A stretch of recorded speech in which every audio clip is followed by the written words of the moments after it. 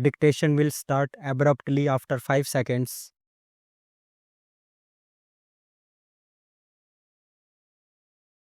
As you are aware, sir, among the many social and economic evils that beset our nation, food adulteration is most dangerous because the unsuspecting public have no way of knowing that when they buy a certain article, whether it is up to the required standard or not. A great deal of quick money has been made by unscrupulous antisocial elements by adulterating food stuffs. A great deal of ingenuity has gone into this whole process of adulteration. I was myself surprised, sir, when the committee went through this to learn in what ways special adulterants are manufactured in large quantities so that food can be adulterated. And very often, as you know, sir, the adulteration is of such a nature that it causes death or permanent injury and disablement to the people who consume those articles. It is therefore an extremely serious matter, and there has been a demand from all sections of the public and in both houses that this entire Prevention of Food Adulteration Act should be amended, should be made more effective, and that there should be strong and effective action against these antisocial elements. For this purpose, sir, I introduced in this House an amendment to the Prevention of Food Adulteration Act 1954. This act was passed 45 years ago by Parliament.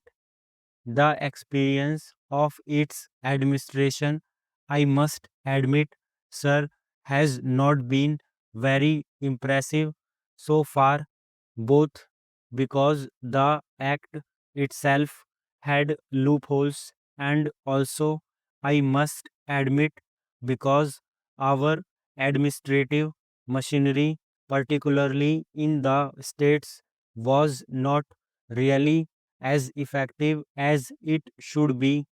Therefore, I introduced this amendment in the Rajya Sabha on August 12.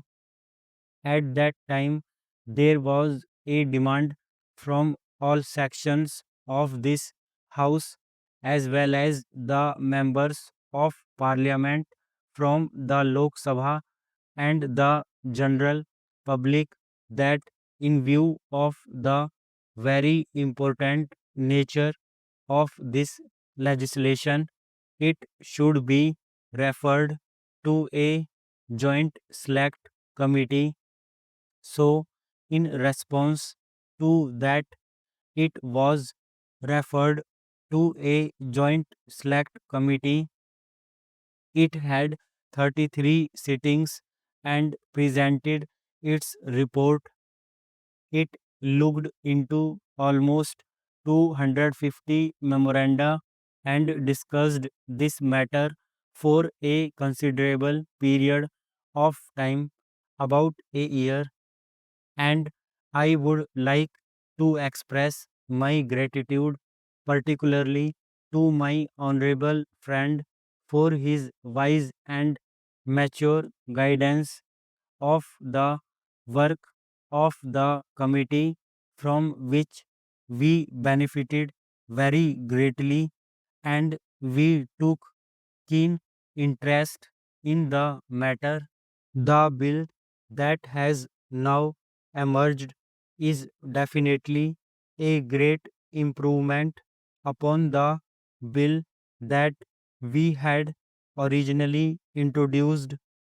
Sir, the basic effort in this bill has been threefold.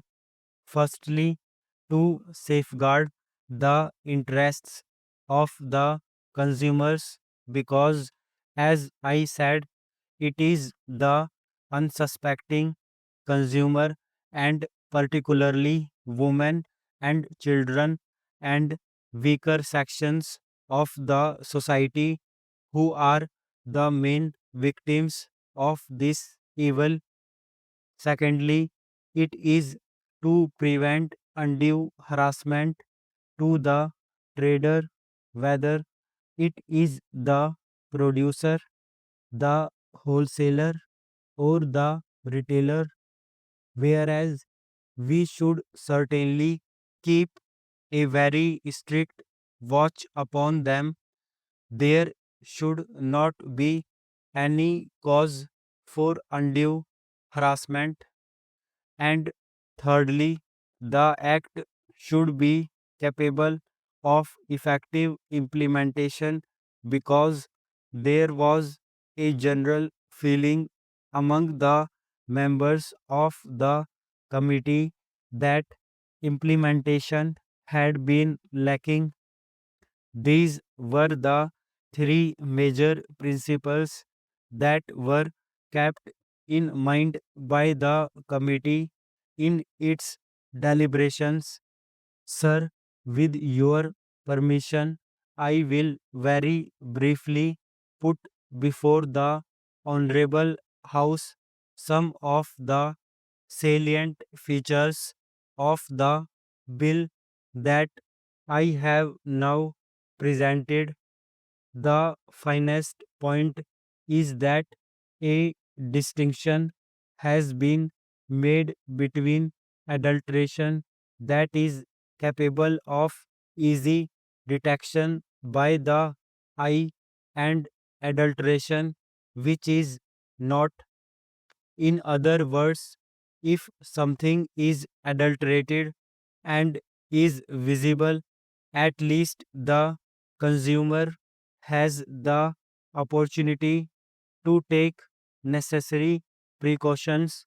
But if it is processed and cooked, then there is no way by which the consumer can know whether it is adulterated or not until he has reaped the ill effects of adulteration.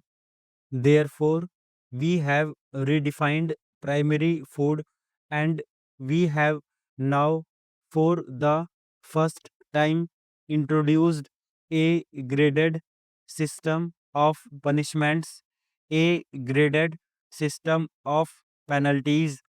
On the one hand, we have exempted altogether, as a result of a lot of evidence that was brought before us, primary food which is substandard due to purely natural causes, in which there is no human agency, and which is primary food, in other words, which is easily visible.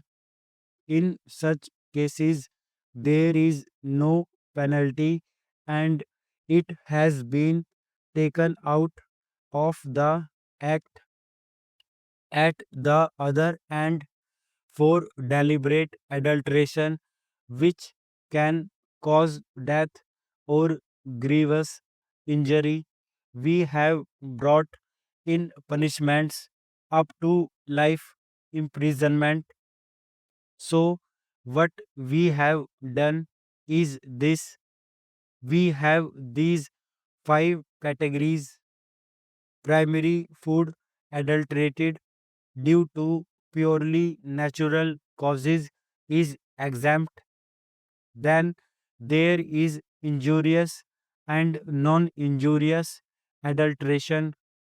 Here we have got a graded system of penalties going up to life imprisonment so that deterrence is there and people realize that they cannot play with the lives of their fellow citizens.